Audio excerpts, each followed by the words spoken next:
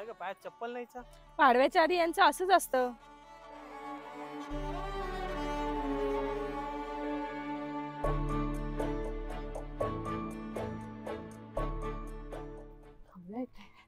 थांबूया जरा. बरं झालं सावलीत थांबलो. हो ना, आता तर टोपी किंवा छत्रीशिवाय बाहेरच फिरता येईना. मॅडम ती बघा, ती तुमच्या वर्गामधली प्राची आहे ना? हो, प्राची आहे ती. अनवाणी पायाने चालते तर चटके बसणार ना? का ग, तू अनवाणी पायाने का चालते? चप्पल तुटली आहे का तुझी? नाही मॅडम, आज छत्रपती संभाजी महाराजांचा पुण्यतिथी आहे ना, म्हणून. हो का?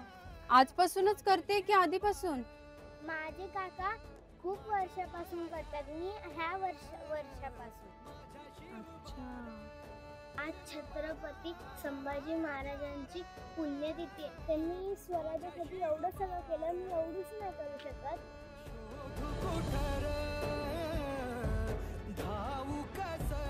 आज छत्रपती शिवाजी महाराज व संभाजी महाराज असायला हवे होते ना.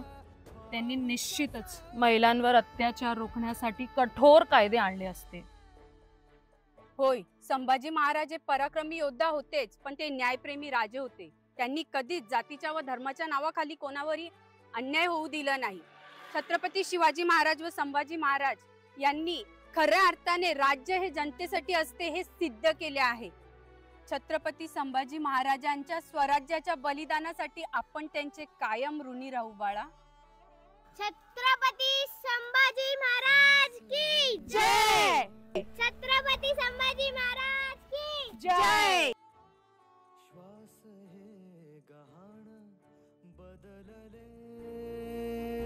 बघा ना मॅडम, या चिमुकलीला संभाजी महाराजांचं बलिदान कळालं आणि आपण संभाजी महाराज की जय!